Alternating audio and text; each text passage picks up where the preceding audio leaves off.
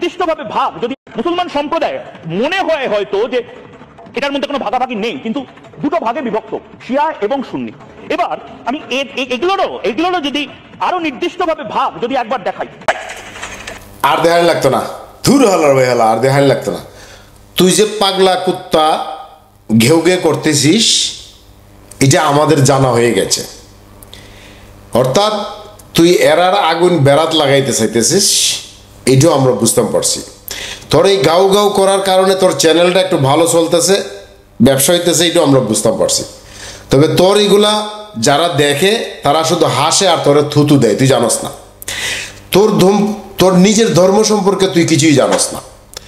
তুই না শুধু তোর চেয়ে বড় বড় যে ডিয়া আছে হেডিও জানে না, এবং তোর চেয়ে বড় বড় যে ডিয়া আছে হেডায় নিজেই কইছে যে পৃথিবীতে যতগুলি ধর্ম আছে এই সব ধর্মের মধ্যে এটার অধিকাংশ মানে ম্যাক্সিমাম লোকে জানেই না যে এটা কোন ধর্ম, এটা কোত্থেকে আইছে, কেডায় আনছে, কার কাছে আইছে, এটার মধ্যে কি বলা আছে, কি করতে হবে, পরে মরলে কই যাইব, কেন মন্দিরে যেতে হবে, কার কাছে যেতে হবে, কোন কারণে যেতে হবে, এটার পবিত্রতা কি, কিছুই জানে না। বিশ্বাস হয় না?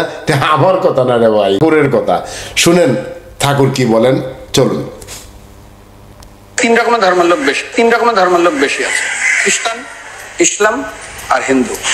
100 জন খ্রিস্টানকে যদি একই প্রশ্ন করে তোদের ভগবানকে, একবারই বলবে আমাদের ভগবান ঈশ্বর মসিহ যীশু খ্রাইস্ট।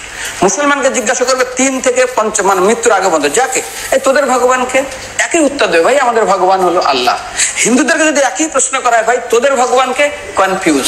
100% হিন্দু 100% কনফিউজ, জানে না ভগবানকে। দ্বিতীয়ত, যদি তুই মুসলমানকে জিজ্ঞাসা হয় তোরা মসজিদে কেন যাচ্ছিস, ওদের শিখানো হয় মসজিদে যেতে হবে নামাজ আদায় করার জন্য। সপ্তাহে ওরা 100% একদিন মসজিদে যাবেই। তুমি যদি খ্রিস্টানদের জিজ্ঞাসা করো তোমরা কেন কোথায় যাবে, কোথায় যাও না, আমাদেরকে একদিন তারা চার্চে যাবে। কেন? ঈশ্বরের প্রার্থনা করার জন্য, ওদের শিখানো হয় জন্মের থেকে, এটা সংস্কার।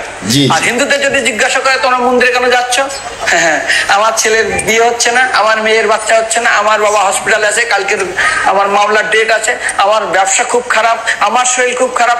99.99 হিন্দু জানে না মন্দিরে কেন আসা উচিত, তাদের ভগবানকে মৃত্যুর পরে কোথায় যাবে। মুসলমানকে জিজ্ঞাসা করবে মৃত্যুর পর কোথায় যাবে, বলবে ভাই নামাজ রোজা না করি দোজকে যাব, অর্থাৎ নরকে যাব। যদি হিন্দুদেরকে জিজ্ঞাসা, ওদেরকে বলবে আর যদি করো নামাজ রোজা করি তাহলে বেহেশতে স্বর্গে যাব। যদি খ্রিস্টানদেরকে জিজ্ঞাসা করো এই তোমরা যদি আমরা ঈশ্বর আরাধনা করি হেল অর্থাৎ নরকে যাব। যদি বলা হয় যদি করো ঈশ্বর আরাধনা তাহলে তোমরা হেভেন স্বর্গে যাব। আর হিন্দুদেরকে বলছে তোমরা মারা পরেই 99% হিন্দু এটাই বলে, মিথ্যাই বলে, আমার বাবা স্বর্গে গিয়ে। আমি কি আর কোনো পরিষ্কার করে ব্যাখ্যা দেওয়ার কোনো কিছু আছে? আমার মনে হয় না। কিন্তু ওই ভারতের কয়েকটা কুত্তা এরা চ্যানেল চালানোর জন্য, পয়সা কামানোর জন্য, ধান্দার জন্য এখানের আগুন এখানে লাগাইয়া হাসা মিশাই দিয়া একটা আঞ্জাম লাগাইবার মানে এটা পায়তারা করতেছে। প্রিয় দর্শক, বোঝার চেষ্টা করবেন, এদের কথায় কান দিবেন না। বাংলাদেশ এটা ভেসে আসে নাই, বাংলাদেশ এটা হাওয়ায় আসে নাই।